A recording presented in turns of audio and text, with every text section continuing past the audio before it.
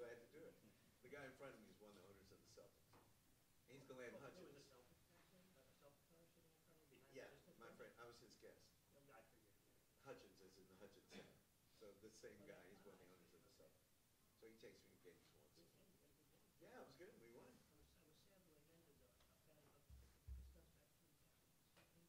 Yeah. No, we let them last 10 seconds because it was a two-possession game, so I knew it was over. Well, at least I figured. Anyway, thanks.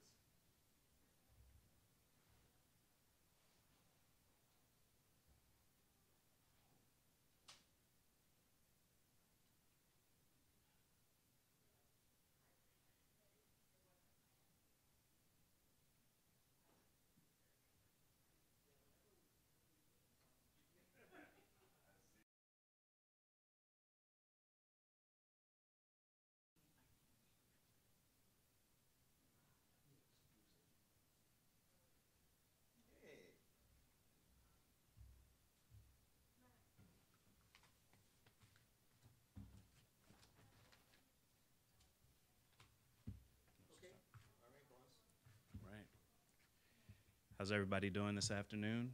Fine. All right. Trying to wake Yeah, that's right. We got to get loose. This is the last one. My name is Brandon Terry. I'm assistant professor of African and African American Studies and of Social Studies. And it's my honor to welcome everyone to the third and final lecture in the Nathan Huggins lecture series this year. Named, of course, in honor of the distinguished historian and very first W.E.B. Du Bois professor at Harvard University, Nathan Huggins. Our eminent speaker today is Professor Tony Badger, professor in American history at Northumbria University. A distinguished scholar, Professor Badger's research and teaching interests encompass post-World War II American political history, particularly in the South, race relations, the Great Depression, and the New Deal. After earning his PhD in American Studies at the University of Hull, Professor Badger also taught at Newcastle University and at the University of Cambridge, where he served as the Paul Mellon Professor of American History and Master of Clare College. Professor Badger is one of the leading historians of the New Deal and the Franklin Roosevelt presidency, and he has published extensively on these topics. His influential and enduring works include Prosperity Road, The New Deal, Tobacco in North Carolina, The New Deal, The Depression Years, 1933 to 1940, and FDR, The First 100 Days. This last book, FDR, The First 100 Days, was described by then British Prime Minister Gordon Brown as a classic example of how a work of history can illuminate the issues we're dealing with today, and that's the approach he's been taking throughout this lecture series. That's a pretty good blurb. Many of Professor Badger's path-breaking and influential essays on the history of the post-1933 South are collected in New Deal, New South, the Anthony Badger Reader. His forthcoming book, Albert Gore Sr., A Political Life, interrogates the life and career of the famous Tennessee senator in order to understand the political transformations in the South that ultimately led to national political realignment. In his gripping and insightful Huggins lectures, Professor Badger has sought to explain for us the strange career of American liberalism, focusing on how Southern political elites navigated the contradictory and conflictual politics of race in a shifting landscape. More fundamentally, for those of us who imagine forms of interracial solidarity that might do things like protect voting rights, achieve a fair distribution of resources, or realize many other basic claims of justice in the United States, he is perhaps asking the most pressing question of all: why do white liberals fail? Presenting today in his final lecture on voting rights and after long-term conservative hegemony, please welcome Professor Tony Badger.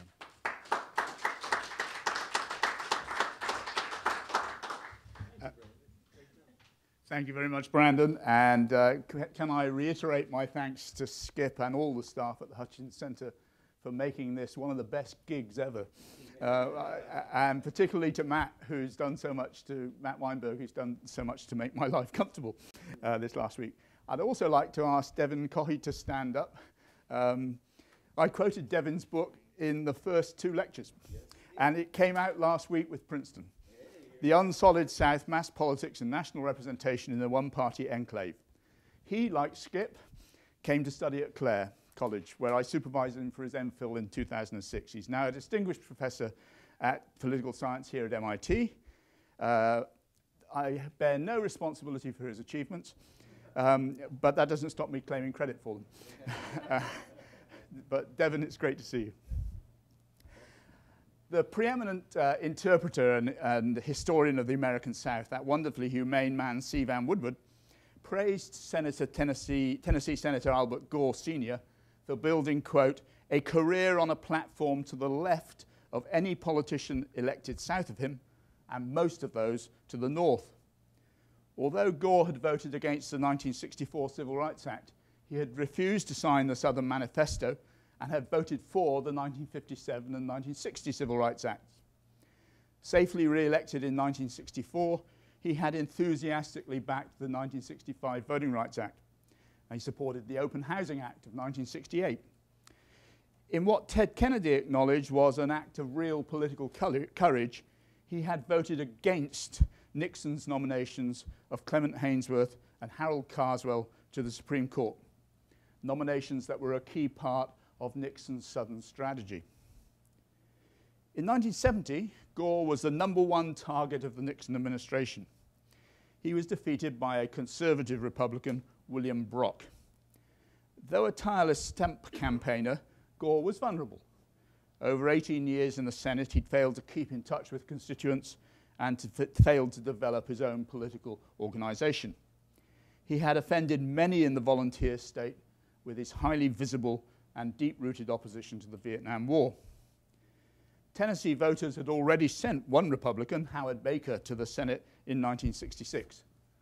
Gore himself had run behind Lyndon Johnson in 1964. But it was not the Vietnam issue that ultimately defeated Gore.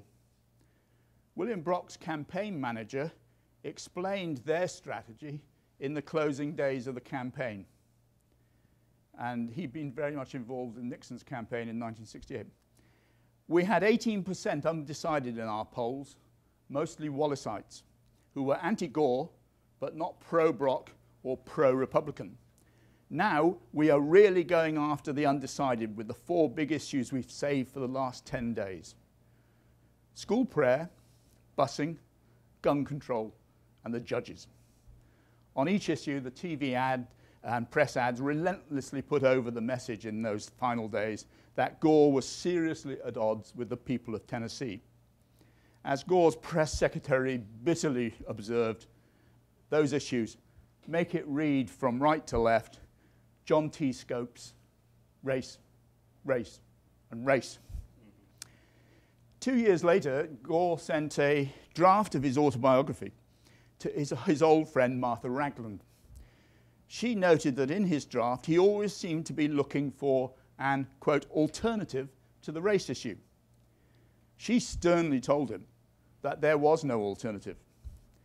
Ragland, who had worked so closely with Pauline Gore in the League of Women Voters after World War II, had served on the advisory committee to the Tennessee Civil Rights Commission and on the board of the Southern Regional Council.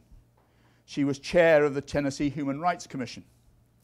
In these roles, she had direct exposure to the heightened expectations of African Americans in the late 1950s and 1960s, and that personal experience was something Gore, as we've talked about in earlier lectures, largely lacked.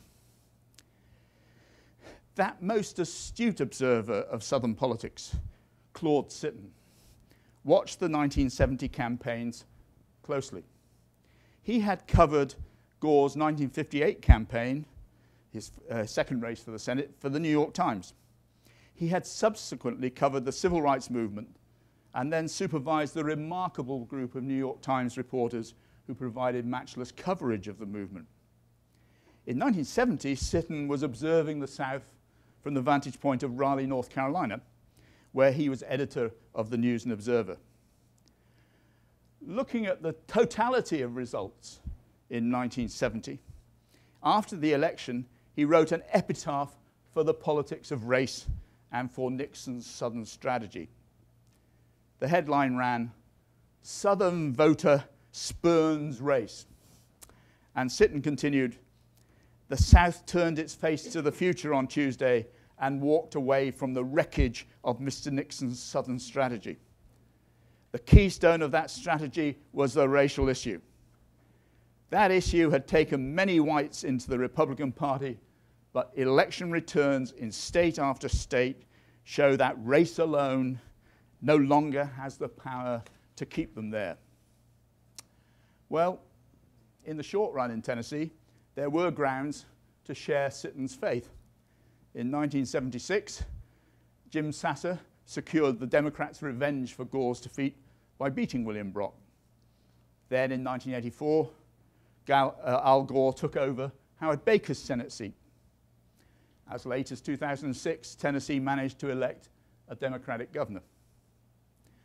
But Tennessee has not sent a Democratic senator to Washington for a quarter of a century.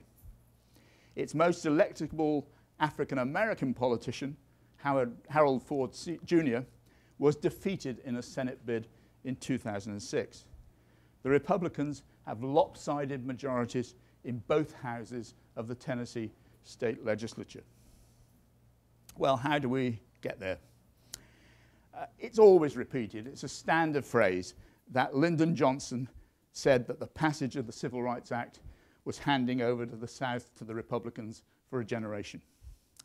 What's less often cited was Johnson's other belief that Republicans actually would fail to reach out to African Americans, and that in the end, that African American vote, Johnson believed, would be the key to the long-term success of the liberals and of the Democratic Party in the South. Well, why has the half century since the Voting Rights Act led to what appears to be something close to a solid Republican South and close to conservative and not liberal success? Carl Weisenberg was one of two liberals in the Mississippi state legislature in 1962. They were called the Telephone Booth Caucus. In 1962, he'd refused to bow to the stampede in support of Ross Barnett's stand during the Ole Miss crisis against the federal government. When the Voting Rights Act passed in 1965, he told students in Mississippi, I think the Voting Rights Act of 1965 is going to have a tremendous impact on the state of Mississippi. The threat of Negro registration and Negro voting is going to have a profound effect on Mississippi politics. You're not going to see near as many of those Negro baiting speeches. And this old business of striding up to the podium and getting your name on the front page of the papers by yelling nigger and denouncing everybody you can think of that might sound like a moderate, I think that day is going to disappear in Mississippi. And perhaps in the next generation, you may even have genuine participation by Negroes in the political life of Mississippi. But I don't expect that during my time. Well, in fact, Weisenberg lived to die in 1990. And he lived, in fact, to see much of the change that he was hoping for but didn't expect to see. Back in immediately after the passage of the Act, Governor Paul Johnson Jr. in Mississippi was the son of the closest Mississippi ever came to having a New Deal governor. But Paul Jr. had been part of the elaborate plans to defy the federal government when he was lieutenant governor on the Oxford campus in 1962. But once elected in 1964, he told Mississippians, you and I are part of this world whether we like it or not. We are Americans as well as Mississippians. This news undoubtedly surprised many Mississippi whites. But as Johnson recalled, as governor, we changed everything that we could think of to change. As the Mississippi Economic Development Council worked hard to attract outside investment, so the language of resistance changed remarkably quickly.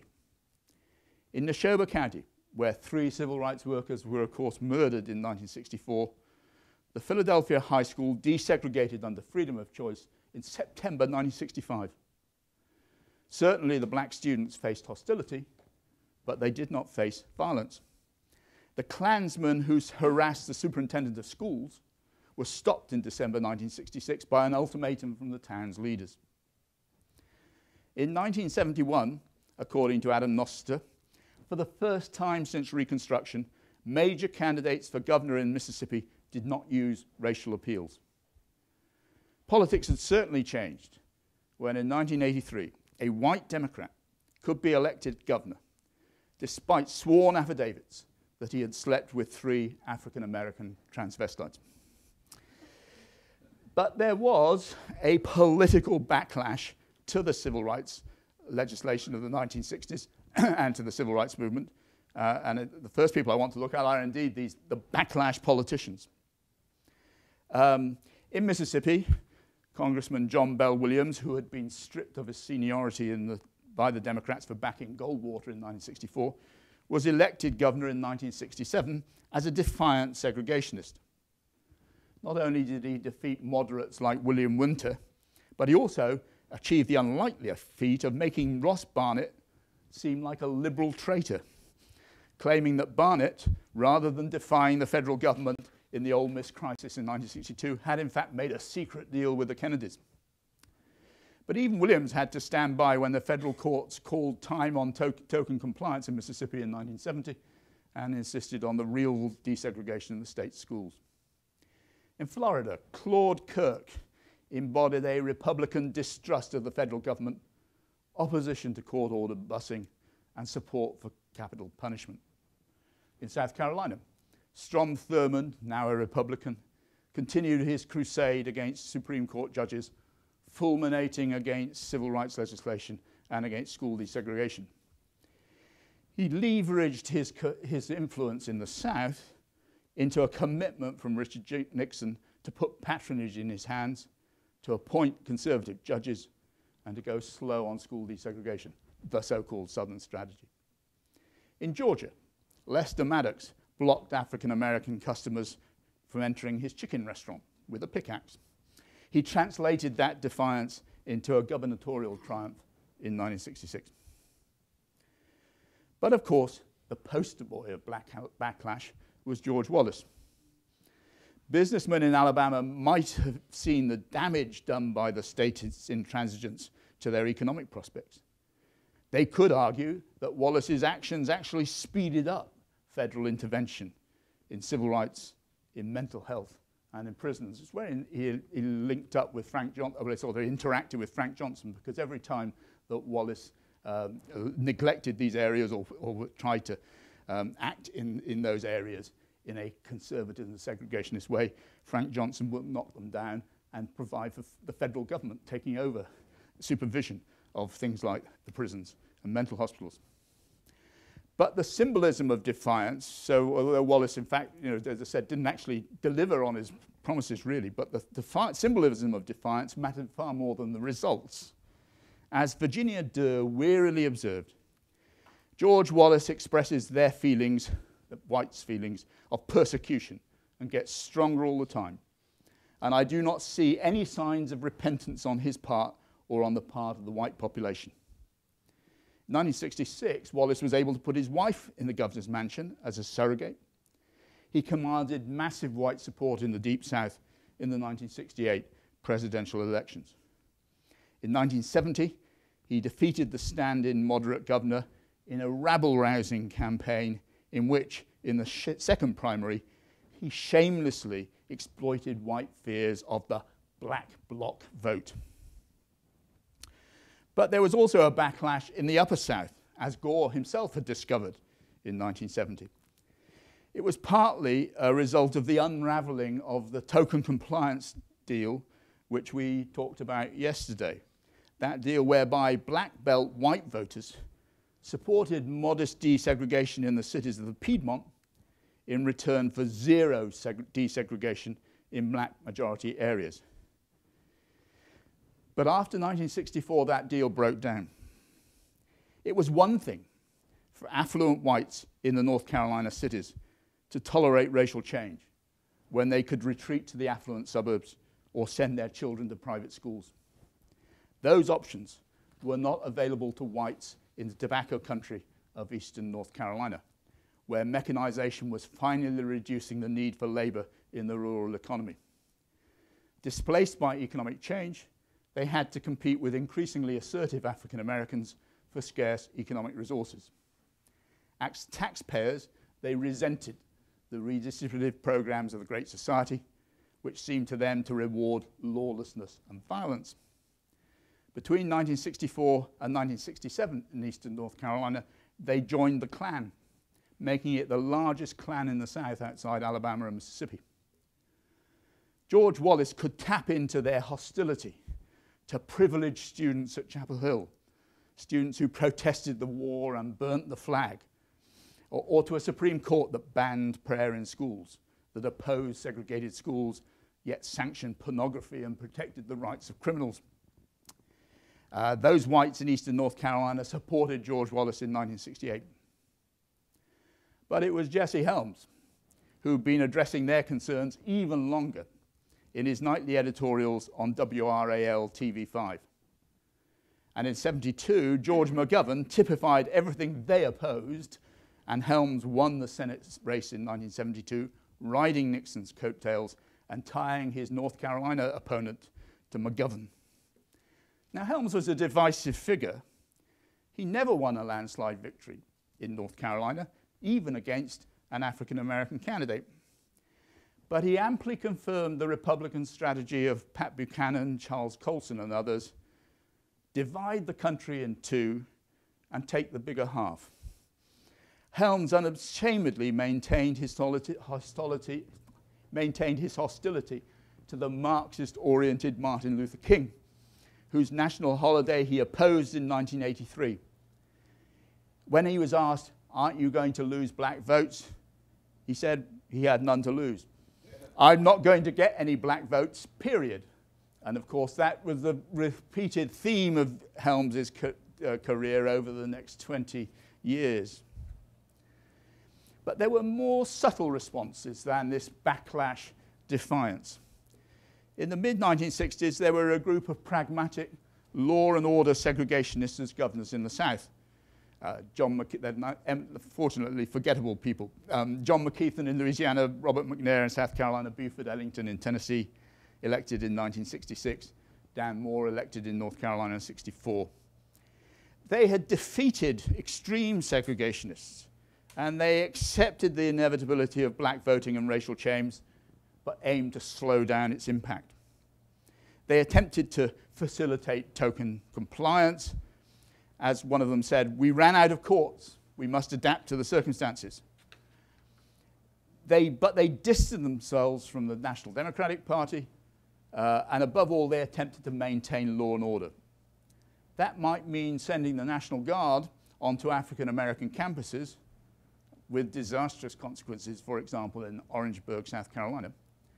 But it also meant holding the ring when black power advocates, such as the Deacons for Defense in Louisiana, successfully faced down the Klan there. John McKeithen, as governor in Louisiana, could justifiably claim to have largely avoided a bloodbath. But even more important than these pragmatic law and order segregationists was a highly crafted strategic accommodation by the staunch segregationists. In 1970, Republican governor candidate Albert Watson ran a white backlash campaign in South Carolina, during which mobs overturned two school buses of African-American school children in Lamar. Watson was defeated, and on election night, Strom Thurmond put his arms around Watson's shoulders and told him, "Well, Albert, this proves we can't win elections anymore by cussing niggers." Thurmond's response was to appoint an African-American staff member who would secure projects for black communities. In the future, Thurmond would receive the Distinguished Service Medal from the South Carolina Conference of Black Mayors. He would have high schools in black communities named after him. He was the first Southern senator to sponsor an African-American for a federal judgeship. If you move to Alabama, 1970 was the last overtly racist campaign George Wallace won. From then, he reached out to the black community, as he had done in the early days of his career. Once when he was running for re-election, John Lewis Congressman John Lewis went back to see his mother in Montgomery. And as he was going back, he got a phone call from the governor's mansion. George had heard that John was going to be in town, and he would like to come and pay his respects. And so George Wallace came round to have tea with John Lewis and his mother. And it turned out his mother was campaigning for George Wallace. And they had a nice time in which Wallace said, well, of course, I didn't really intend to have you beaten up in 1965. It's all a terrible mistake. But that shows you how things had changed. John Stennis similarly said that he did not like black voting, but he was not stupid. I never voted for a civil rights bill in my life. Let me just say one thing about this integration. I'm against it. Always have been, always will. But it's a fact. I'm not a fool. He and James Eastland adjusted to a black electorate by providing constituency services, backed by their committee seniority, so they were in a really good position to do that they had once provided solely for whites. Southern senators routinely voted to extend the Voting Rights Act. Stennis voted against Robert Bork's nomination to the Supreme Court. Stennis feared that civil rights cases, if someone like Bork was chosen, would be overturned. Mississippi, said Stennis, had spent too much time on those cases. They're settled right now. It's time for us to get on about other business. We fought that battle before, and we lost. But it was more than just poor compatronage that explained these conservative adjustments and success. Before 1965, as you know, the civil rights movement had essentially won the culture war, that is, the battle for northern public opinion. It won that culture war against the white Southerners. White mobs, out-of-control policemen, were captured on television beating up peaceful, respectable African Americans attempting to protect their rights under the Constitution. After 1965, Southern whites won that culture war. Strident African American demands, urban riots, uncompromising black power advocates, those are the threatening visual images in northern households. After 1965, segregationists in the South avoided talk of Jim Crow or the defense of the Southern way of life. Instead, they talked of constitutionalism, taxpayers' rights, the threat of lawlessness, the likelihood of never-ending demands by minority protesters, and by the way in which the legislation seemed to punish the South. There was a lot of emphasis on African American statistical shortcomings, statistics on illegitimacy or on crime or venereal disease. All of this could elicit a sympathetic response in the white North, which was in turn confronting for itself civil rights protests and unrest. But the accommodation was more subtle than simply the replacement of explicit racial language with coded language. That cultured ideologue of massive resistance, some of you may remember the Richmond journalist James J. Kilpatrick. He changed his tune. When Martin Luther King was assassinated, Kilpatrick praised King in a way that Jesse Helms would go to his grave never contemplating doing this. Kilpatrick praised King not only as one of the few black leaders who could control the militants, but, quote, as the bravest man I ever knew in public life. During the terrible days that followed upon the school desegregation ruling, said Kilpatrick, no white Southerner ever matched a fraction of King's courage. To watch one of his marches was to sense the awesome power of strong character combined with high purpose. That is the way it must have been when the early Christians braved the hate and ridicule of Rome. Kirkpatrick also came round to renounce racism and acknowledge the rightness and permanence of the Brown decision. So too did Sam Ervin, one of the people who had drafted that Southern Manifesto back in 1956. Retrospectively, Ervin accepted the rightness of the Brown decision, and he praised King. Now, of course, these were strategic retreats. Kilpatrick knew that his success as a nationally syndicated columnist demanded an adjustment, Irving embraced Brown and championed King because he could then portray King as an advocate of colorblind policies. And that argument about colorblind policies was an argument Irving could then use to attack affirmative action and busing. John Stennis turned his attention from knee-jerk defiance of the federal government to more subtle efforts. He attempted to expose northern hypocrisy by seeking the impartial implementation of desegregation guidelines north and south. He focused on retaining local control and mediating local conflicts in civil rights matters. And over the years, he may indeed have changed his views even more than that. In 1988, John Stennis retired, and Joe Biden took over his office in the Capitol building. Stennis explained to Biden the importance of the huge table in the middle of Stennis's office. This was the flagship of the Confederacy, says Stennis.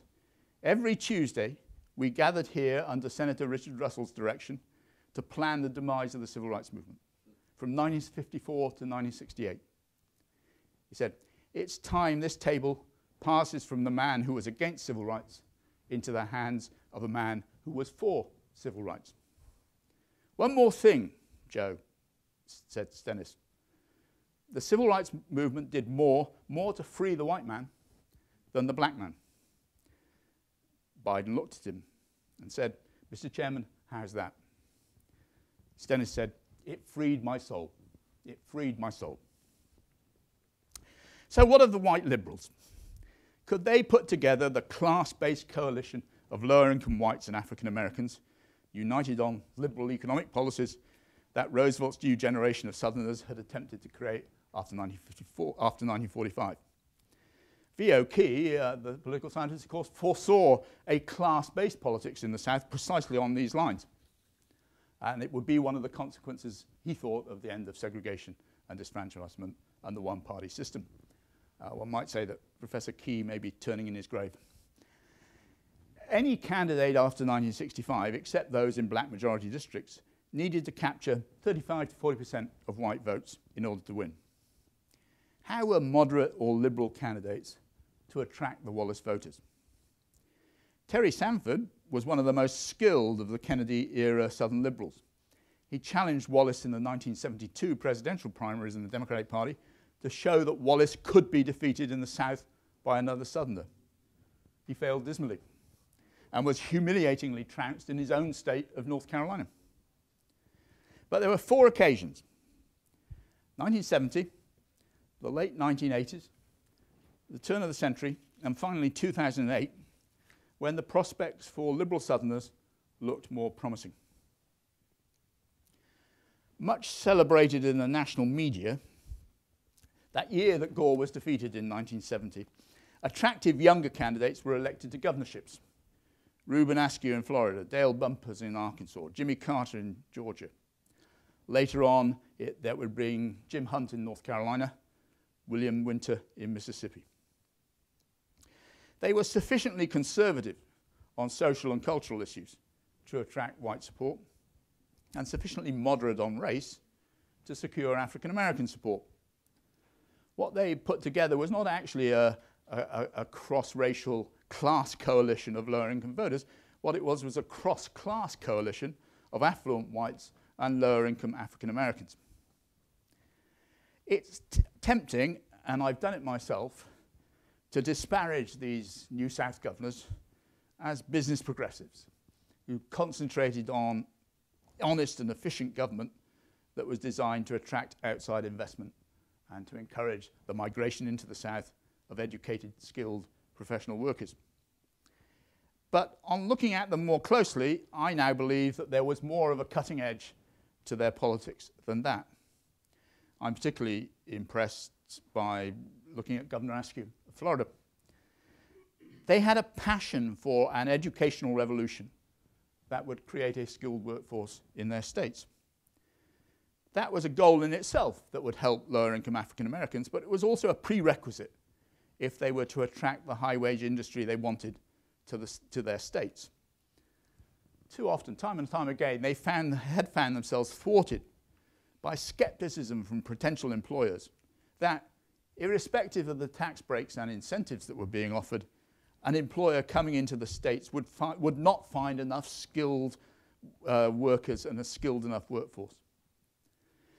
The drive to get the sort of growth that would materially raise their state income levels and help create, for example, an African American middle class, energized their governments daily. It also informed their push for infrastructure development. But there were two new twists to this more limited picture of business progressivism. In the South, the drive to attract industry, traditionally, particularly low-wage industry, had given private utilities, the power companies, food processing industries, the mining industry, the lumber industry, virtually free run to operate without concern for environmental damage. The New South governors of the 1970s had all recognized that environmental damage harmed the poor most of all in the first place, and that middle-class migrants attracted by the quality of life in the South would be put off by polluted air and toxic rivers and lakes. For the first time in the South, environmental protection became a serious issue. Second, none of the new governors really claimed to have been upfront on the race issue in the past, although we've mentioned that Dale Bumpers actually successfully urged his local school board to comply with the Brown decision immediately in 1954. They had largely tried to avoid the race issue in sustaining their political careers. They'd opposed the Klan, they'd opposed mob violence, but not much more. Jimmy Carter ran for governor in 1970 against the older, classic Georgia moderate who did have a civil rights record, Carl Saunders. Segregationist leader Roy Harris sourly complained that Carter campaigned by telling voters that he was just like George Wallace, and then immediately changed once he arrived in the governor's mansion. All the New South governors appointed African Americans to their staff. John West appointed future Congressman Jim Clyburn. Jimmy Carter worked closely with Andrew Young. Both Carter and West used their inaugurals to promise to end discrimination in the state government. Someone like Reuben Askew actually supported busing in schools.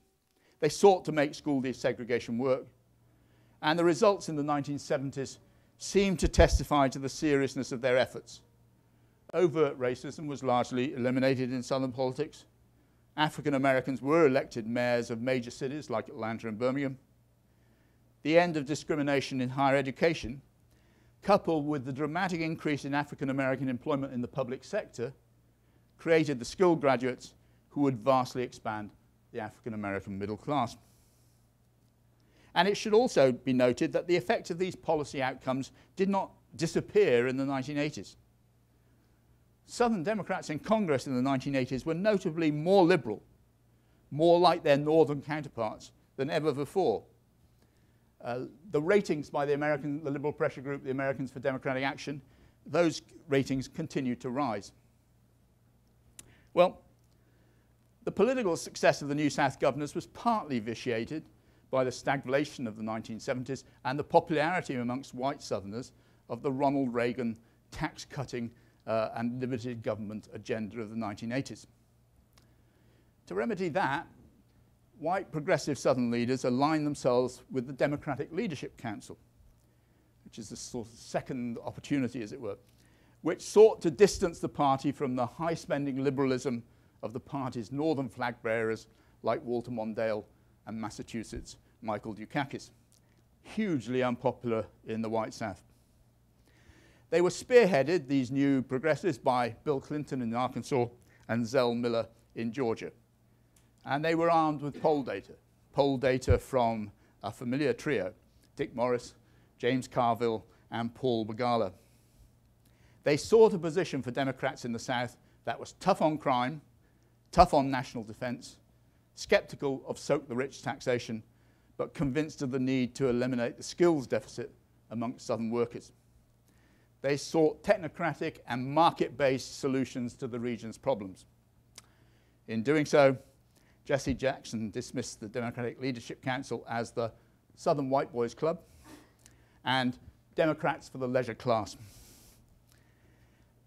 the promise of the DLC and their electoral success in the late 1980s was shaken by the National Republican breakthrough of 1994.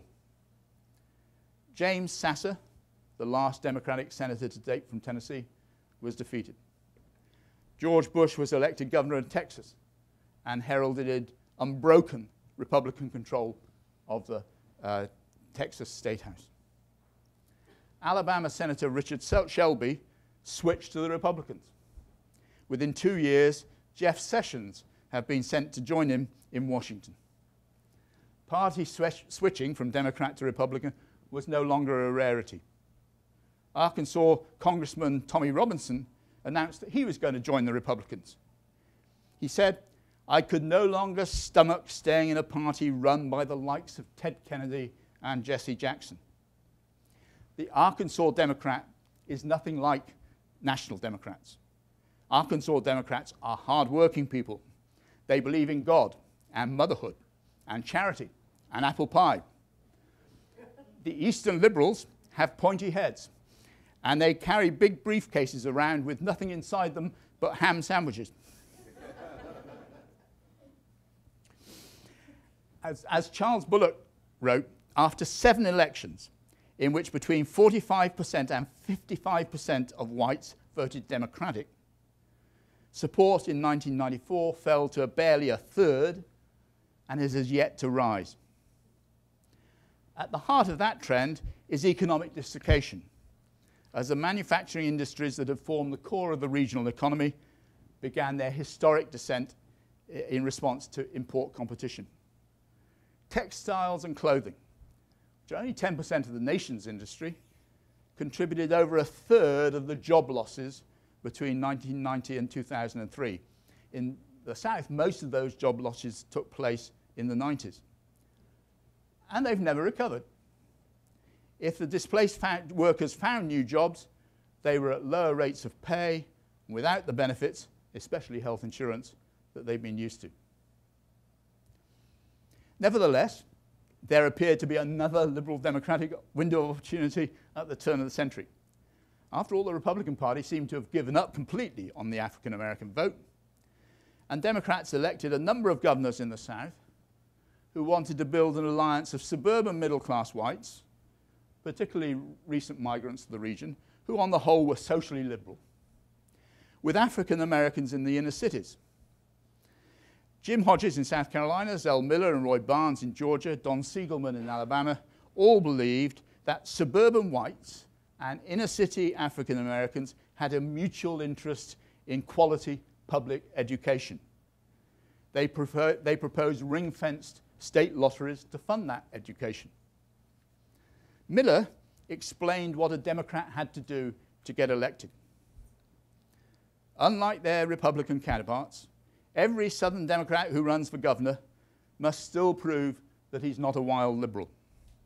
That means he won't let all the crooks out of jail, raise taxes, pour the public's monies down a variety of rat holes, double everybody's welfare checks, allow the burning of the flag, let serial murders escape the electric chair, or take down the Christmas tree at the governor's mansion.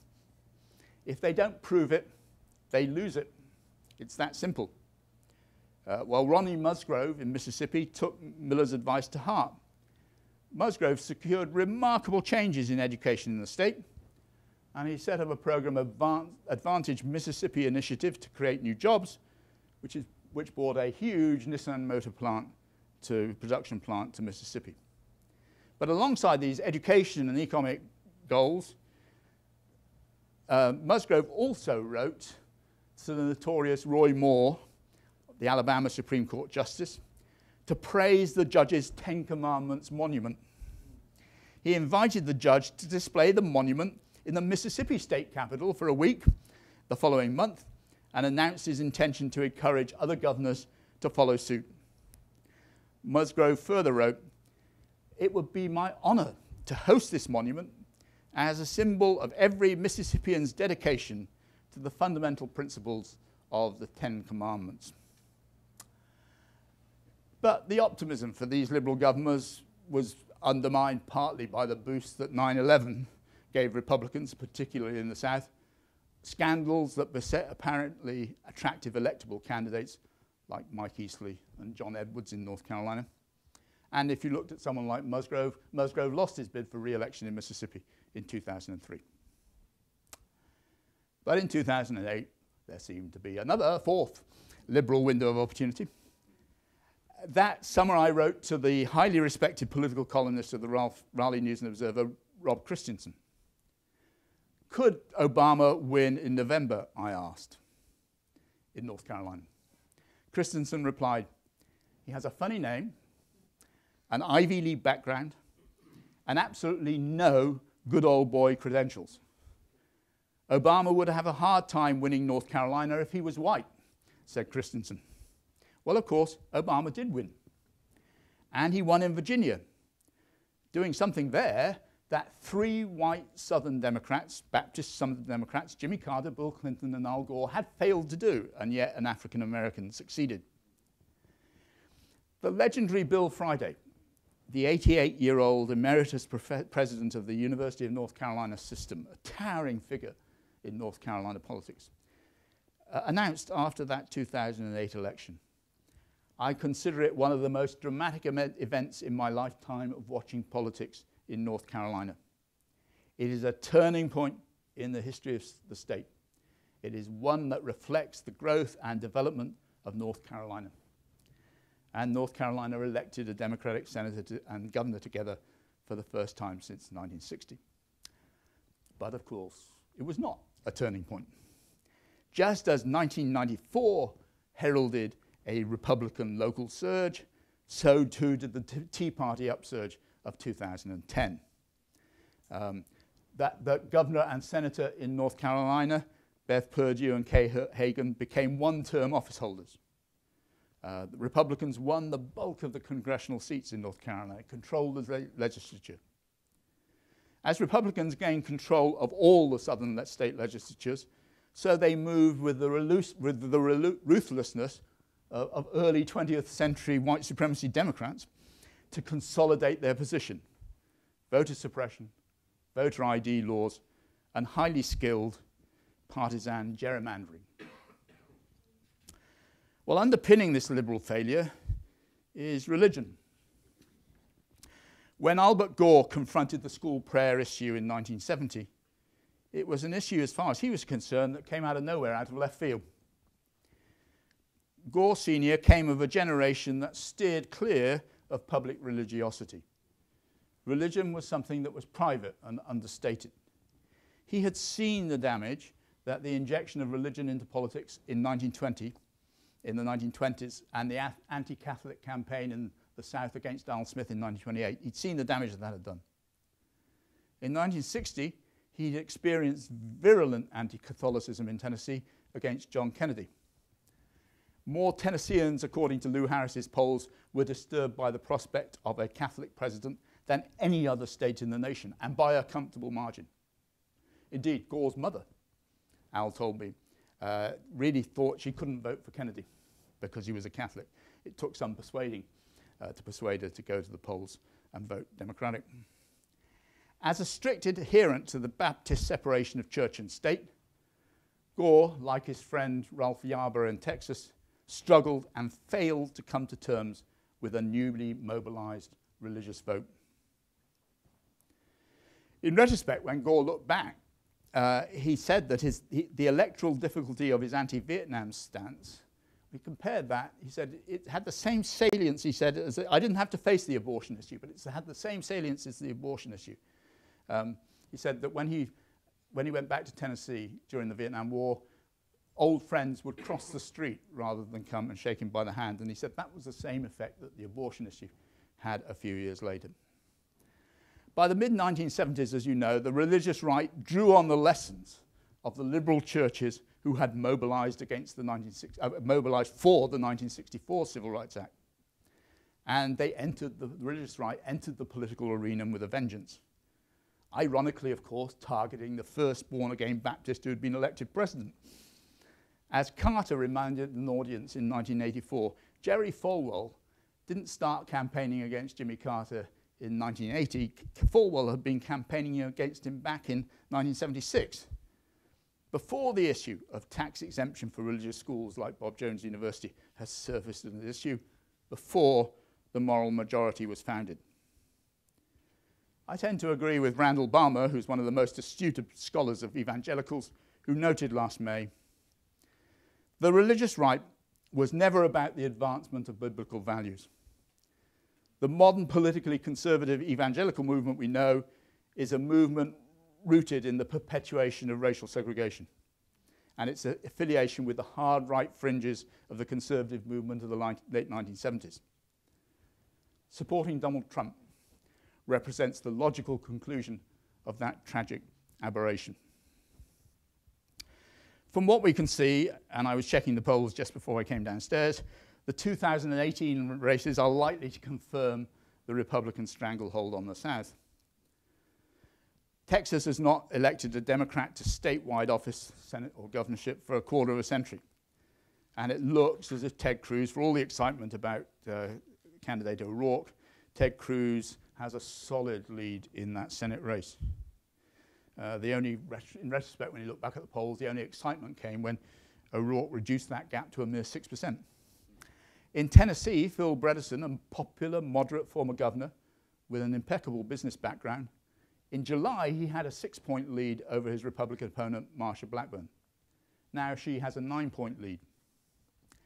To the extent that we can be certain, the turning point was the Democratic treatment of Brett Kavanaugh. We have gone full circle. Albert Gore was punished in 1970 for his opposition to Haynesworth and Carswell, nominated for the Supreme Court. Now Bredesen's being punished for the Democrats' opposition to Kavanaugh. As Bredesen predicted, if it is a race between Marsha Blackburn and me, I win. If it is between a Republican and Democrat, I lose. And that's what it's become.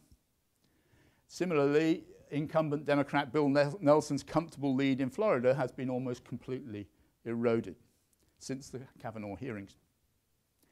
As I write, the Republicans are comfortably ahead in the state house races.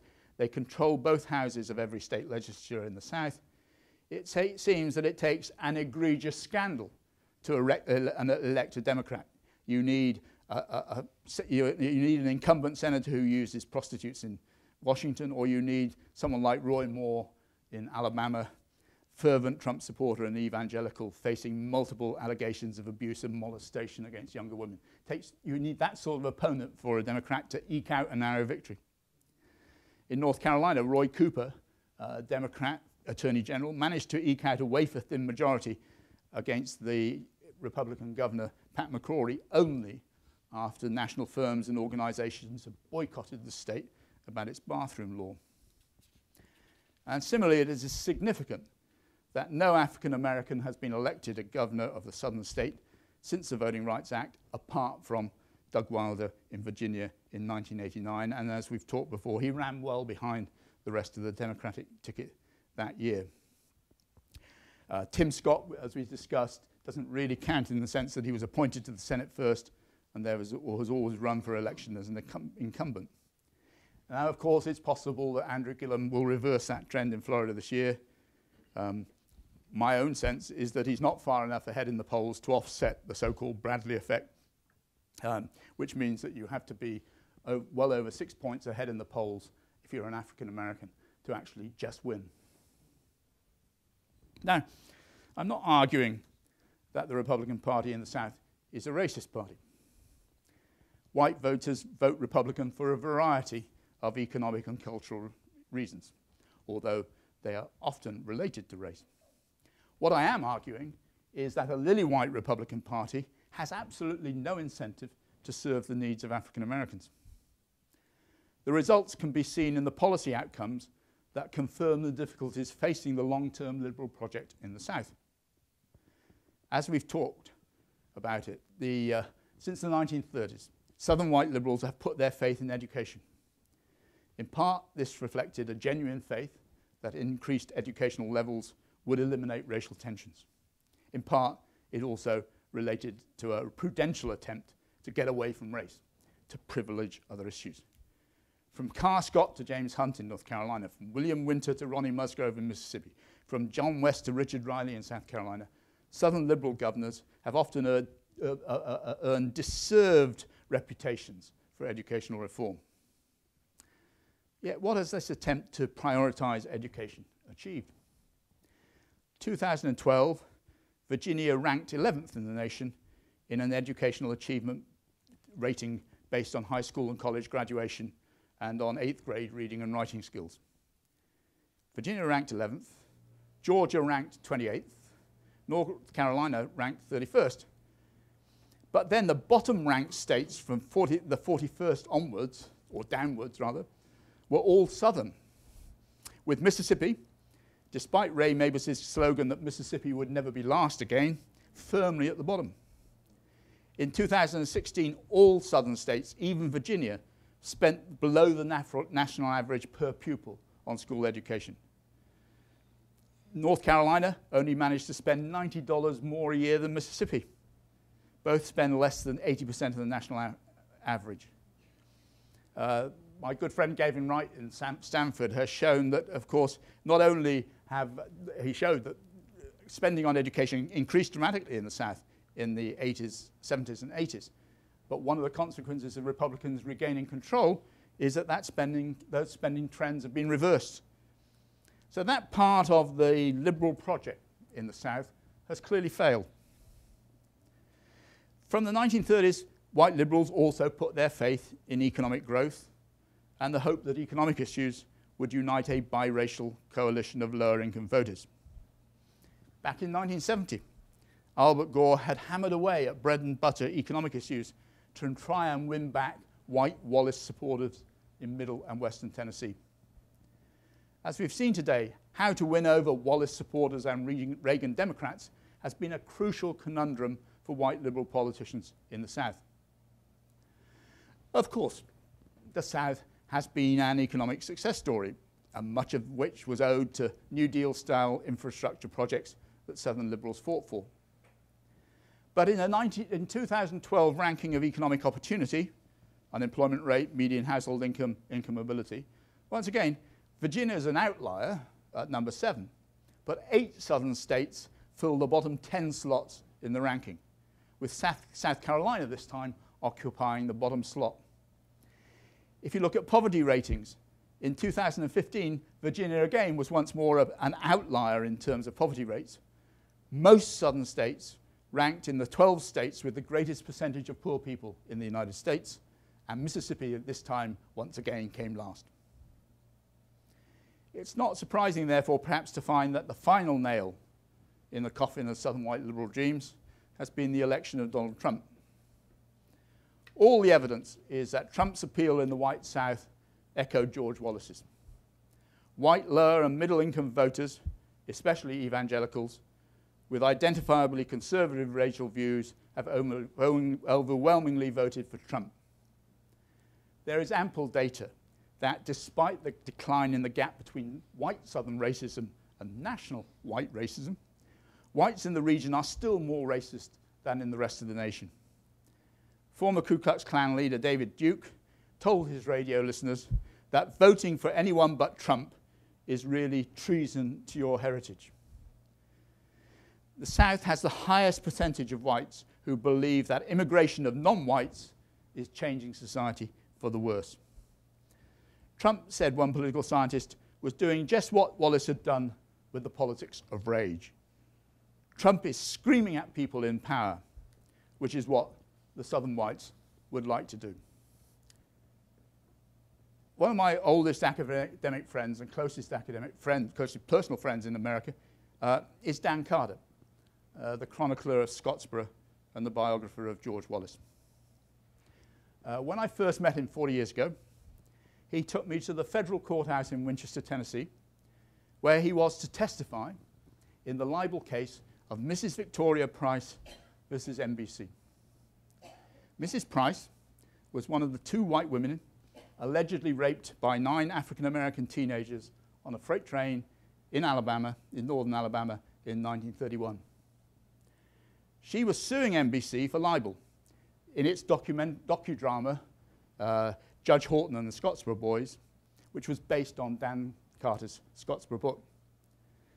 Mrs. Price had not died in 1961, as Dan had been told. She was very much alive and now sued NBC for labeling her a perjurer, a whore, and a bum, and irrefutably saying that she was dead. The judge, Charles Neese, had been Estes Kefauver's campaign manager when Estes Kefauver upturned the Tennessee political establishment back in 1948. Will Campbell, the courageous former chaplain at the University of Mississippi, who on the first day of the Little Rock crisis had escorted the 8 of the 9 African-American children to school in Little Rock, he was there to observe the case. If I ever had a sense for Gavin Stevens' observation that the past is not dead, it is not even past, it was there in Winchester, Tennessee in 1977. Sex, race, and communism came vividly to life in an antiseptic, air-conditioned federal courthouse. I had to make myself remember that back in the original trial, a mob had gathered outside the courthouse in Decatur, ready to lynch the defendant, Hayward Patterson. Judge Horton had sternly warned the packed courthouse that he had ordered armed guards to disperse the mob, shooting to kill if necessary. Judge Horton had astonished observers by his fairness to the defense team in that trial and by his excoriating destruction of the prosecution case when he granted the defense motion for a retrial. That decision was fatal for his judicial career. He was defeated for re-election the following year and spent the rest of his life quietly farming. If there was ever a real-life Atticus Finch in Alabama, Judge Horton was that man. Yet the model for Atticus Lynch, Harper Lee's father, who denounced the Klan, who denounced lynching, made no reference to Horton in all the editorials he wrote for the Monroeville Journal in the 1930s. This is just a prelude to giving Dan Carter the last word in these lectures. In an op-ed piece for the Los Angeles Times a couple of weeks ago, written with documentary filmmaker Paul Steckler, Carter argued that white Southerners who supported Donald Trump were still talking like George Wallace in 1968. The coded racial language of earlier Republicans had been abandoned by Donald Trump. As Carter concluded, many factors have contributed to today's tribalistic politics, but race remains the bedrock of that division. Transcending racism is essential if our government is to break out of its current paralysis. If we do not succeed, and Wallace's legacy of defining us by race continues to shape American political life, then perhaps he won, after all, and the white liberals lost. Thank you very much indeed for your patience.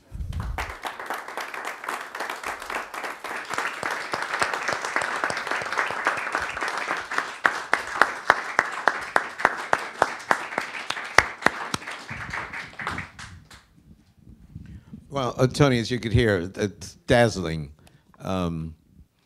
concluding lecture and just a marvelous lecture series. But I missed a couple things. So get us from 2008 to, get us from Barack Obama, get us from Virginia, North Carolina to Trump. I missed, maybe I was just caught in the nostalgia of the good old days when we were living in a post-racial society, which we never were. 2010. Well, put it this way. First of all, since 1994, and in fact since the 80s, there's steady Republican momentum, and so in that sense, the 2008 election was something of an outlier. But if you were Bill Friday in North Carolina, you saw Obama winning, and you saw a governor and a senator elected. Well, I mean, they went down after 4 years and 6 years, respectively, and the Tea Party upsurge in 2010, the energizing of the Republican base, which has continued. Now, in the rest of the country, we naively thought that the energizing of the Republican base of that type made the Republicans unelectable nationally. Yes. And of course, we learned in 2016 that's not the case.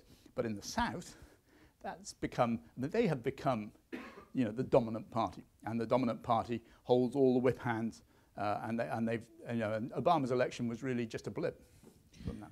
But I'm going to Google this in a minute. I didn't want to appear to be rude, but I wanted to look back at the Black Belt, the Confederacy, and see what the percentage of black people living there today is. So what you're saying is, because they're hugely black, right? Not majority black, but huge. You're saying these black people don't vote. Well, no, you're saying that the districts are drawn to put them all in big black majority districts. Yes. And so they elect Benny Thompson in Mississippi, freeing up the rest of the state to pile up the white votes. I did an op-ed page for the Times about this, and black politicians were complicit in that redistricting because it preserved their own seats, right? But what about statewide, and what about, but the bottom line I'm asking, because everybody in here wants me to ask you, are we not going to win on, did we hear you say that, that we are toast? That that's what no, I don't know. Let me ask you again. No, really, you think? I mean. Oh shit. Look, you're never. I mean, it's not like the old days. It's not like when the Democrats control the solid South. I mean, there are these. You're going to have these candidates elected in relatively liberal constituencies, and Virginia is different from Virginia, and to a certain extent Florida are more different now than they used to be. But when you get, I mean, when I was in Dixon, Tennessee, which is, as those of you will know, of course, is the home and birthplace of Frank Clement, former governor of Tennessee. And I was sitting next to this, and I was asked to talk about the Tennessee moderates, really, Clement, Kaforth, and Gore, at the local museum. And we had a very nice dinner afterwards, and I was talking to an extremely pleasant lady, and I asked her about her political views, and we got talking about them. And I said, "Good God, you sound like a Republican." And she said, "Yeah, that's because I am a Republican."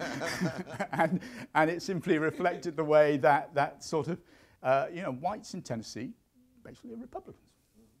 This was true in 2004, the Bush election. I was down in Louisiana 1 week, and the next week I was talking to Vassar alumni in New York alongside Alan Brinkley. I don't think there was a single person in that room in 2004 who was going to vote for George Bush. Now, some of them admitted that they had voted for him in 2000, but they weren't going to do it again. If I talked to the same group down in Louisiana, that you wouldn't have found a single person who was going to vote against George Bush, vote for Kerry. So, I mean, I think that really is, So we're not going to take the House back. Well, you may take the House back, but that's not going to make much difference in the South. Right. Okay. Preston. Yes. I would like for you to tell me what a white liberal looks like. Now, you mentioned, that you're going to talk about the white liberals and their failure, and maybe Al Gore's father is a white liberal, maybe Carter, and they could be, in either Democratic or Republican Party. Was Allen, who was mayor of Atlanta, a white liberal? What is a white liberal? The other thing I want to ask is that you suggest that one of the reasons white liberals failed was because they had no strategy. What sort of strategy should the white liberal adopt? Neither economic or educational strategies worked. And one could, see the industrial corridor that runs from Charlotte straight through Atlanta and so forth.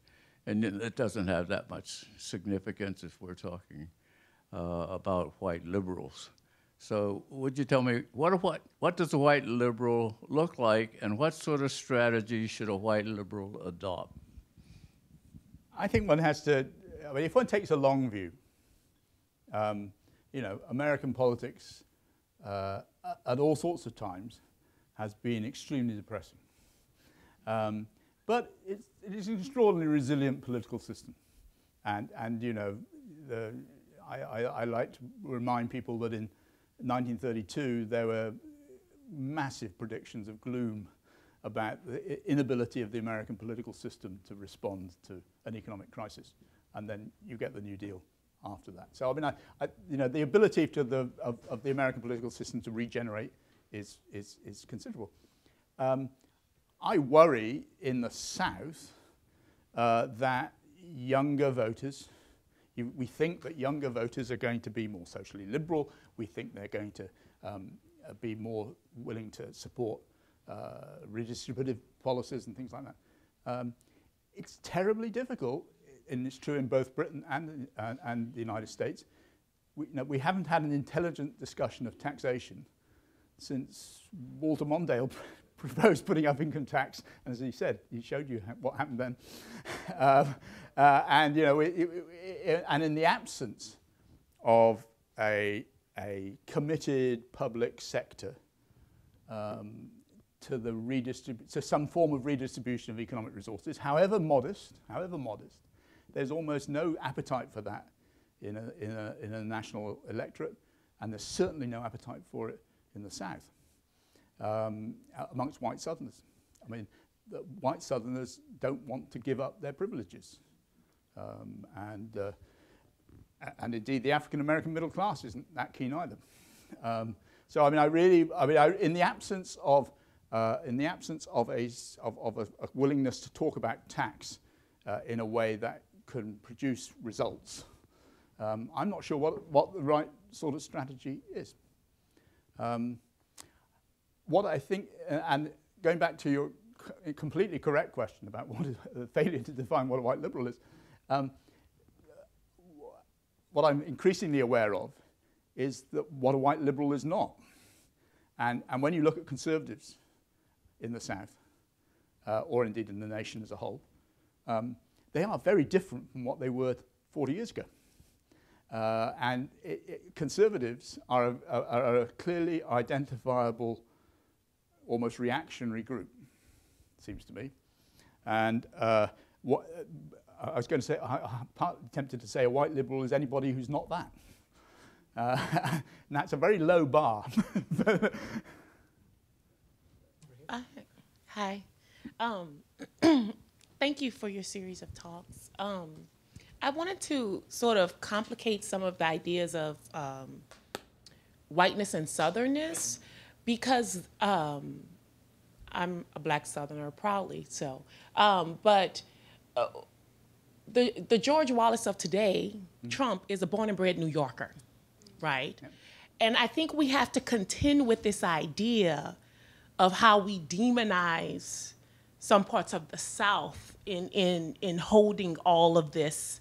But, you know, Michigan, you know, a lot of places that are not Southern are voting for him. And, you know, of dealing with the idea of, you know, I prefer the South because I like to know where I stand. I don't like you because you're Black. Okay, great. I can move around that. Yep. But, you know, it becomes much more complicated, I think, when you start to discuss the many inroads of, you know, Northerners who are supposed to be the white liberals and this sort of idea. But, you know, they haven't been white liberals for a long time either. I mean, you know,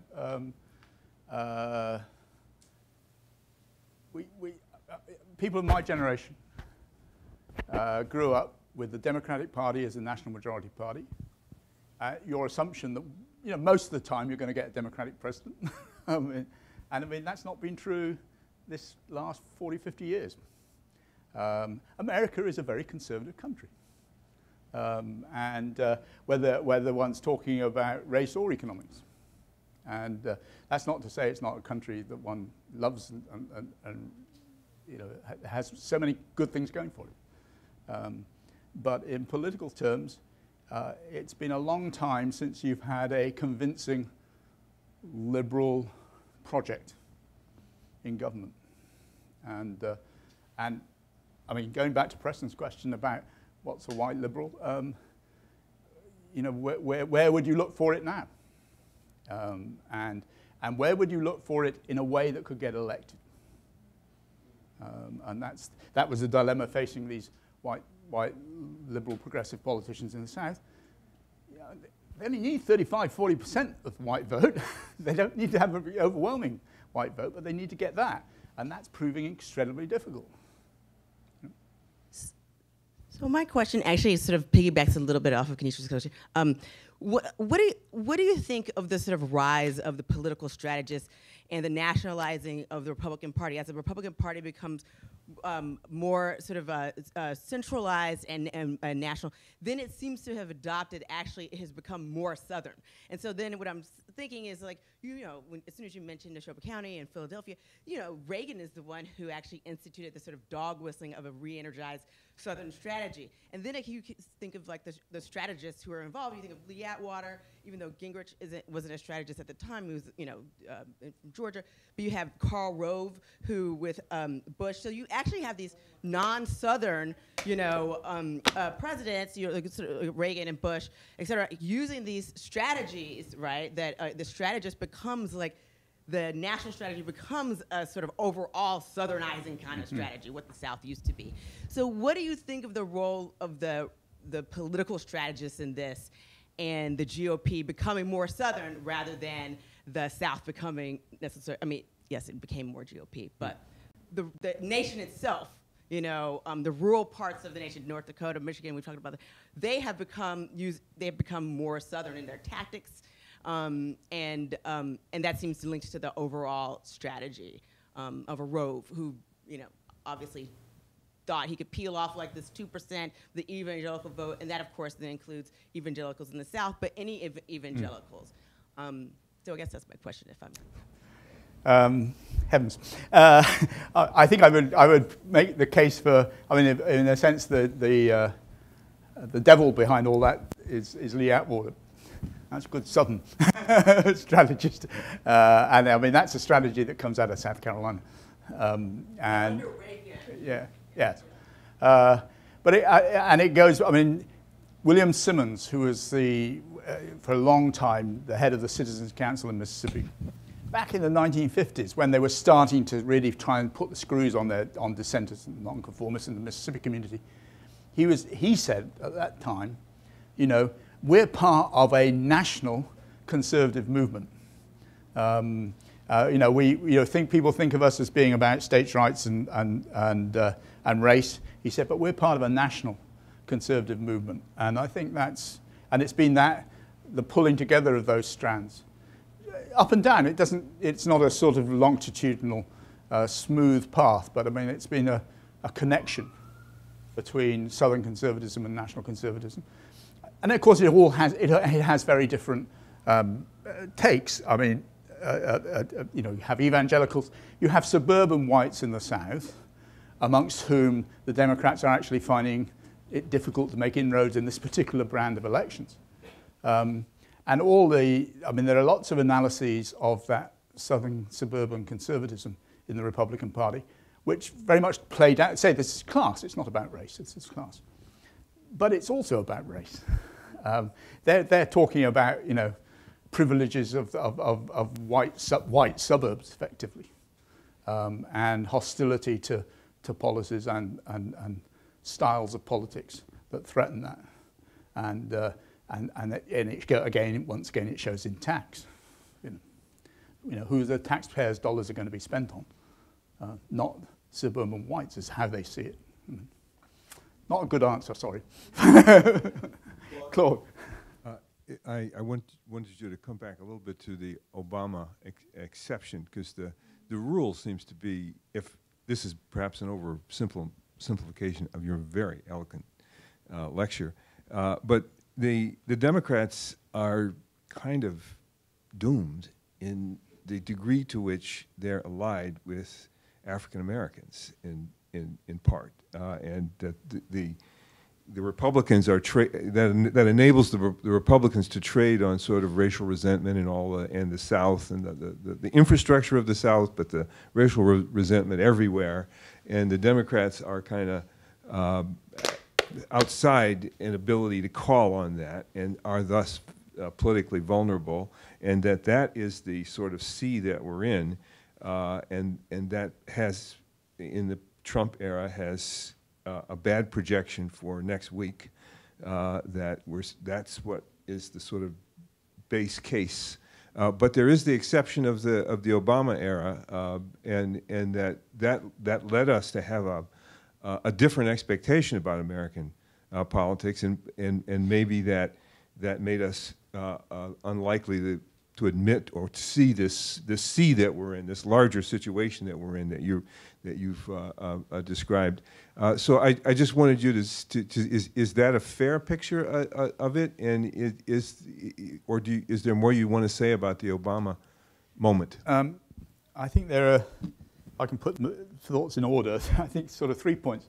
One is that, going back to something we said earlier, before Trump, we just assumed that energizing the Republican base in the way that, for instance, in 2012, if you looked at all those candidates in the Republican Party, the nutcases that were around in 2012, and you just assumed that because Romney was going to have to make concessions to these people to win the nomination, that would make him unelectable. And on the whole, actually, roughly, that's what happened. McCain was an accident, and we just assumed that any Republican candidate in the future who went down that simply concentrating on the Republican base was doomed. And of course, in popular vote terms, Trump was doomed in that way in 2016. But of course, it didn't turn out in the Electoral College that way.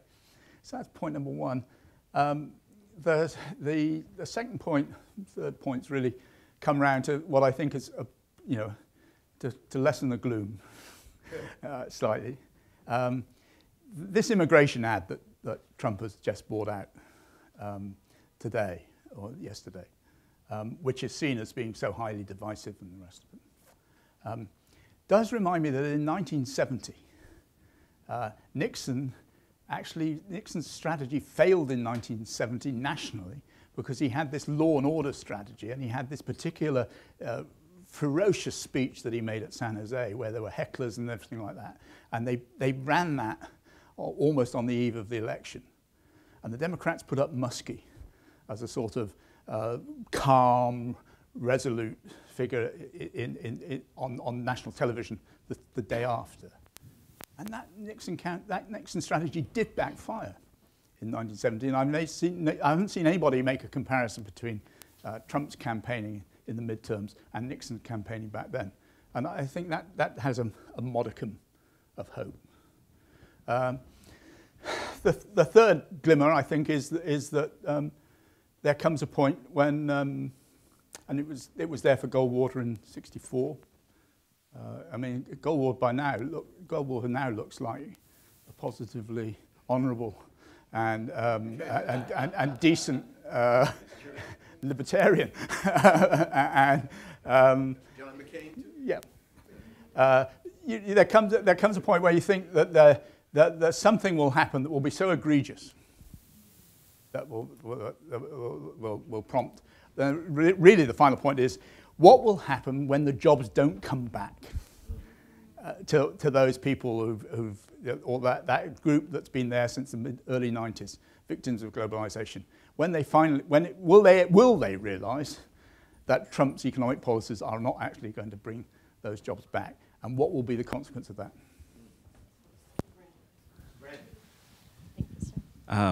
So thank you again for this great series. The last thing you said has struck me so much that now I'm... Yeah, because I just want to say one thing about that, and then I want to ask the question. Is, part of me always thinks that people sort of know they're not coming back, and that the humiliation therefore is the point, right? That the kinds of diminishment, the performances of humiliation that he does, they're sort of they're something in lieu of a psychic substitute. Right. and which would put him in line with many other demagogic figures who provide that sustenance. But I did want to ask you, so in your story, just kind of a two-part question, but in your story, one thing that I didn't hear a lot about was war. And, you know, particularly as a historian of the New Deal, the post-World War moment, I am always curious as to what people who really think a lot about the military warfare and its relationship to egalitarian politics in the domestic realm.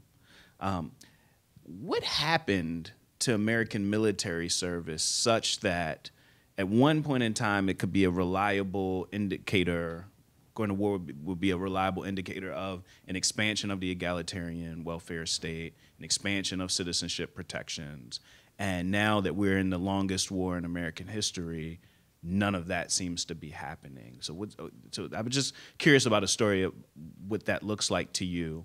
And then a kind of secondary thing that fits with this a bit is a brief counterfactual that I would be curious as to what you think about. And that's, again, in your kind of late 90s story, what about Colin Powell? And, you know, I know Skip did the huge interview with Colin Powell, and there was this real sense of energy around Colin Powell possibly being the first black president, but in the Republican Party. And I'm wondering if you think that if he had decided to run, that it would have been a viable candidacy given your diagnosis of Southern politics and Republican politics. And if you think that that might have actually changed the kind of character of race politics in the United States accordingly. Can I try and get my head around that one? I'm not sure. I think my feeling would be that Powell would have found it incredibly difficult to get the Republican nomination. Yes, I know the military support and the rest of it, but I mean that and that links perhaps to the other point. If you don't have a draft, I mean, egalitarian politics seems to me wartime egalitarianism is more powerful when you have a draft than when you have a volunteer army,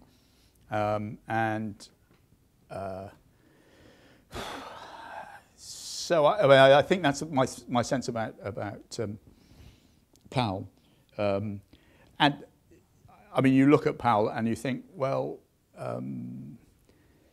in a different way, people thought Wesley Clark was going to emerge as a.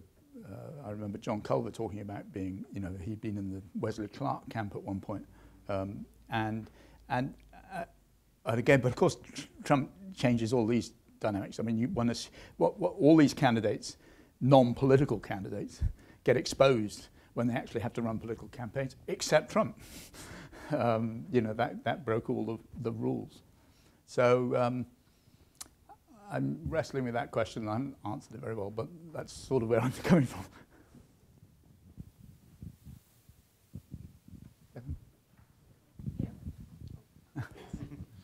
Hi. This is sort of building on some themes you've already talked about and some previous questions, but I was thinking specifically about this book that which you may have read by Byron Schaefer and Richard Johnston. It's more about the title. Yeah. The title is The End of Southern Exceptionalism. And they're making an argument from a political science perspective that basically we should stop thinking about the South as a distinctive region, that we should stop, probably they think we should stop. They kind of make fun of like the field of Southern history and Southern history as like this, parochial field. And so I guess I was curious about your perspective, particularly as it relates to, today, and whether it still makes sense to set the South aside as a special field of inquiry, or should we just be talking about American politics and there's some variation with it? That's all. Byron Schaefer's an old friend, and we actually edited a book together. I remember that. Yes, I have that book. but I think he's completely wrong on this theme of the end of Southern exceptionalism in the way that he wants to put it. I mean, he's making it say that the South isn't very different from the rest of the nation. And I'm saying it is, and at the end of the day, what really distinguishes it.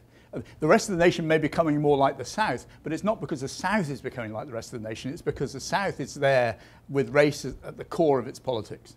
And if those, going back to earlier questions, if that's what's happening in the North as well, that's one thing. But it's not because he wants to say that, and it goes with all those people who write about the Republican Party in the South, that all you need to talk about is class. I mean, these middle-class immigrants, middle-class white Southerners, blah, blah, blah, suburban whites. And I just think that's wrong. I mean, years ago, there's a group called the European American Studies, the European Southern Studies Forum, mainly made up of literature types. And they asked me to organize one of their conferences. And they wanted a theme, and I said, well, why don't we talk about race? Seems to me reasonable enough. And they said, oh no, far too narrow a topic. and I think this, why are people outside America interested in the South? It's not because of the climate. It's not even because of Huey Long, which is how I got there. It's because of this particular dynamic of race. And that's what is distinctive about the South, what remains distinctive about the South, and will remain distinctive about the South, I think. So I have a view. But there's something about your narrative that presupposes stasis. Mm. So, I won't say who, but let's just say a very good friend of mine loves to say, because she thinks that the old people die off, the young people are going to be different. Mm-hmm. And I go, yeah, I thought that too, right? Mm-hmm. And our generation used to say that when all these old fogies die, it's all going to be better. But you seem to be discouraging optimism. Yep. Yeah, you are. So why? But why? Why is it not the character of the South dynamic? Why is it then static? Is it because the economy sucks and it sucked for a long, long time, and that's just the way it's going to be, or? No, I mean, you're entirely right. I mean, if I was lecturing on a different topic, and as I do in Britain about the South, and you say, well, going back to where we started, I mean, if you'd said to someone in 1934 that in their lifetime segregation would end, they wouldn't have believed you. Right, that's true. I remember a very distinguished American historian in Britain said he went around the South in 1952. And this was in the late 70s, he was talking to me, and he said, I went around the South in 1952. If you told me that a white Southerner would be elected president of the United States with African American support, I'd have thought you were talking nonsense. So, and I went when I first went to North Carolina in September 1969, and in so many ways, that society has, of course, dramatically changed, and it has real. And this isn't sort of symbolic stuff. I mean, for all the stuff about Black Lives Matters and instances of police brutality, on a day-to-day basis, life for African Americans in the South is like there's no comparison to what it used to be like. For all the continuities and exploitation and the rest of it, and all the negative things we've been saying, so you're entirely right that to view this as a purely static society is wrong. Just as it was, I mean, historians now constantly going on about the fact that segregation wasn't a static society. Mm-hmm. That in the 20s and 30s there were all sorts of ways in which things were being challenged and changed and undermined. But I look at that and I think, when is an African American going to get elected to statewide office? Well, it may conceivably may happen in Florida next week. But, you know, in general, could you, when King was assassinated, going back to another counterfactual, I was once on a radio program in Britain, what if King hadn't been assassinated? What could you come up with? What would have happened? And I was floundering around. The best thing I could come up with was that he might be elected to statewide office in Georgia, round about 1980, because King did have that remarkable capacity to talk to white audiences, and it was something that Jesse didn't have in the 1980s in the same way. So, but you know, that was an optimism. I mean, and you know, and Obama's success seemed to play into that sort of thing. But you still come down to the grit of it. You know, when are Southern whites actually going to be enough Southern whites going to be prepared to tolerate an African American in the State House? So Obama drove people crazy. Bottom line. Yeah. Yeah. Yeah. What aspect of Obama are you saying? I don't disagree necessarily, but Obama had many facets. Yeah. What facets of Obama drove people crazy? In the South. Yeah. I mean, not for obviously lots of white Southerners that thought that was crazy, but I mean, you know, thought it was nonsense. But mind you, they thought the same about Bill Clinton. A lot of you know, their capacity to believe stuff, and that's what Trump is playing into now. The capacity to believe the most horrendous things is there in amongst a section of the white electorate in the South. Lock her up. You have a question here, then Mark. Oh. Question here. Yeah. Okay. It's been a great talk. I'll probably make a fool of myself, but No, you can't do that. I'm well on the way. You know, I want to kind of invert some framing here. That, you know, race. You know, you've talked about the South, where race is an extremely important issue. You know, really dominant issue, and it's of course a major issue across this country. But rather than have it be the driving factor, might you turn the framing around and say it's an issue in this country that people seeking power can use to motivate the electorate to gain the power they want. And it works differently in Massachusetts than it does in California, than it does in Georgia. But rather than see race as being the central issue, it's an opportunity for people seeking power to gain power by taking advantage of all the racial tensions within this country. So framing it that way makes me a little more optimistic, because, you know, race didn't get used across the country that much, and Obama got elected and reelected. Now then it got used in a different way by Trump to win his election. But it's almost, the racism in this country is almost a tool to be used by politicians for power rather than a driving factor in and of itself. Yeah, but I mean, one of the themes of these lectures has been that for the white Southern liberals, and one of their problems is that they have always wanted to prioritize other issues. They've always wanted to get away from having race as a central issue, and they failed. and yeah, yeah. The people on the other side use it because it's such a powerful tool.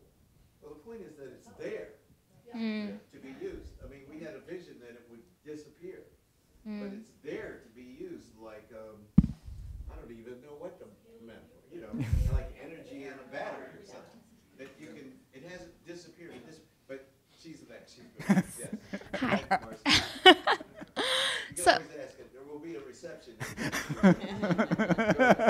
So I'm with you on a lot of this pessimism. I mean, I'm from Roy Moore's hometown, so I kind of gotta. Roy Moore's hometown, Gadsden, Alabama. But I have to look for some form of optimism or idealism here. And Before we kill ourselves. right, truly, it's the only way. It's the only thing I know to do. But you know, as you've kind of pointed to, liberals' economic strategy has largely failed. In effect, they've largely failed to unite low-income whites and people of color in the South, right? So I wonder, you know, if it is possible to turn back to another identity that these two populations have in common, which is religion, like you discussed. And I wonder if you are familiar with the faith-based community organizing model that has effectively united these populations in urban areas, grounding itself in religion, but using this really unique strategy of tools to bridge racial divides and create progressive coalitions. And I was just wondering if you had any thoughts about the potential efficacy of this model in rural areas, as it's only really been utilized in urban cores, metropolitan areas so far. I'm sure it has, and I mean, I've always been struck by the fact, and it goes back to when we were talking about where a civil rights movement came from originally, how it's difficult to see that you could see how the movement could get exported into the countryside in the 60s with Freedom Summer and all of that. But it was difficult to see a civil right, for all the stuff with tenant farmers in the 1930s, it's still difficult to see a civil rights movement coming out, just as difficult to see union organization coming out of the rural South.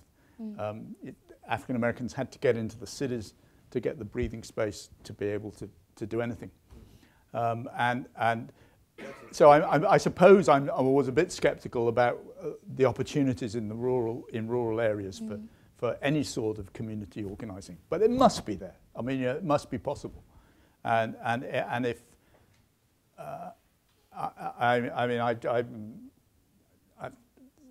I'm wrong to be so dismissive of evangelicals as being automatically. We know they're not all, but percentage-wise, there are an awful lot who are in that non-liberal camp. Yeah.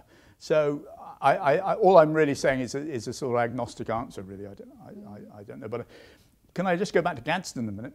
I mean, you can look back to Gadsden's history and see some hope.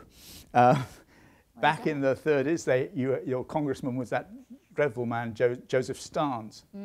He was the one who, when cross-examining Hallie Flanagan on the House Un-American Access Committee, the head of the Federal Theatre Project, and when she was talking about Christopher Marlowe and Dr. Faustus, he said he wanted her to identify Marlowe and which part of the Communist Party Marlowe had belonged to. Oh my. But Starnes was defeated, and he was defeated by union workers and electing, I think, Albert Raines eventually in Gadsden. So, going back to the point about stasis and the rest of it, these things can happen. I mean,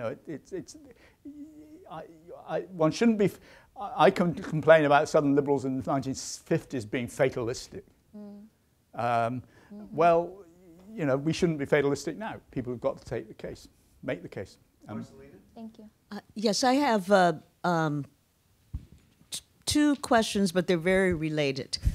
The first one has to do with the concept of the global South, which the southern part of the United States is considered theoretically to be an example of. And in the arguments about the global South, the notion is that what is happening there is actually an example or a mirror of what is happening throughout the rest of the world.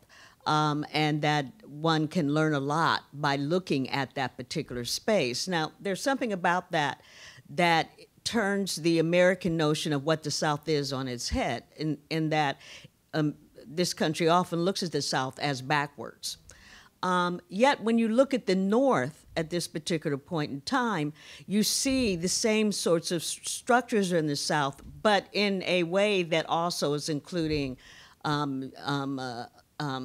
various kinds of connections to what's going on in Europe and the rest of the world, the fascist, racist worlds. And so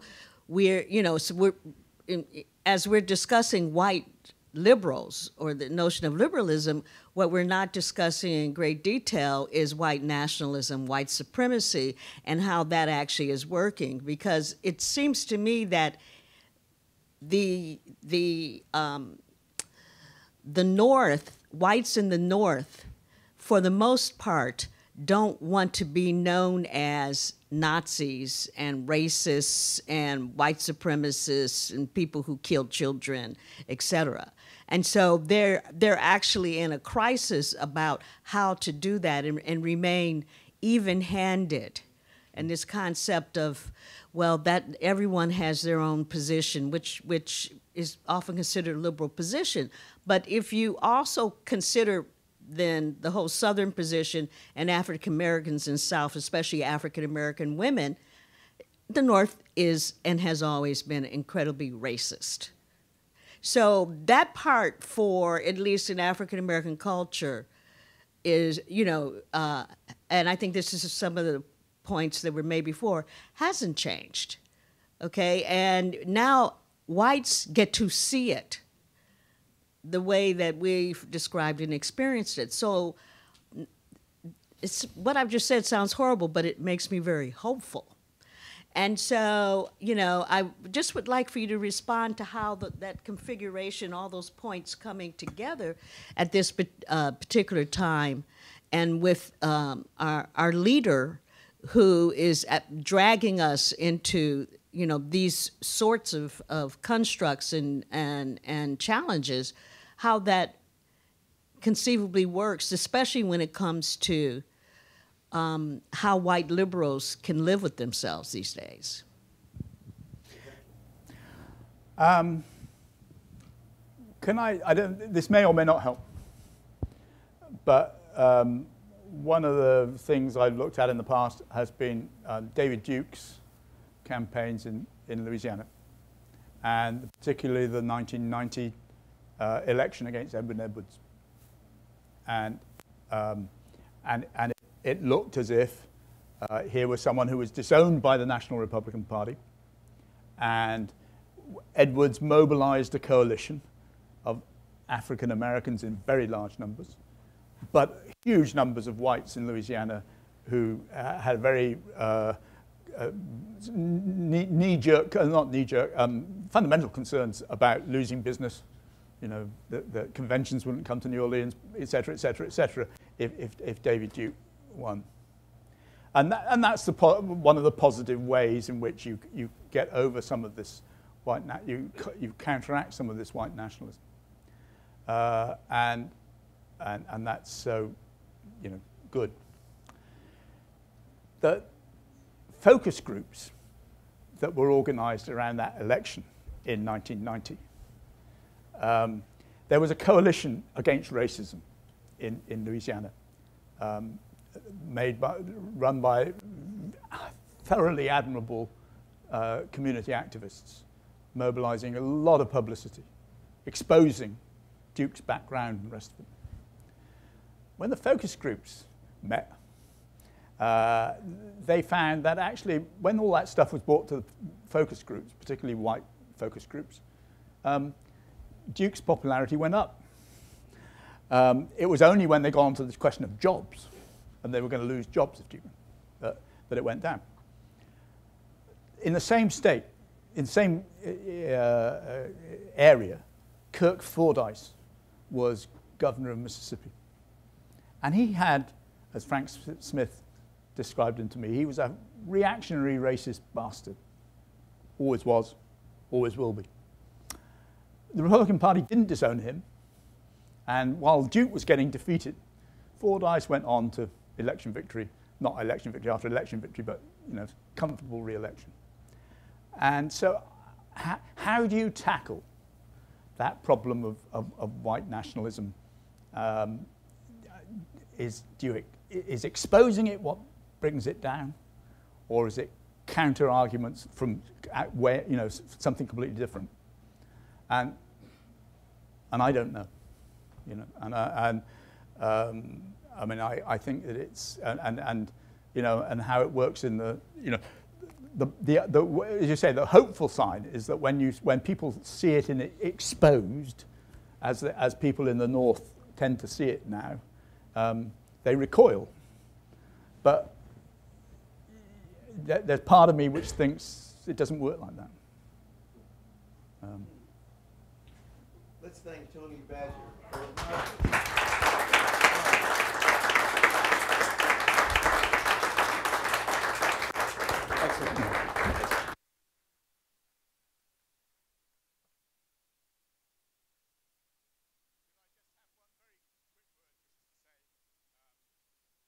I've been thinking about these people on and off for 50 years. And I'm just very grateful to Skip for the opportunity to try and pull those thoughts together on these lectures. This is almost certainly the last time I'll ever talk about these things ever again. And I just want to thank you as an audience for being here for my, as it were, final journey. Thank you very much.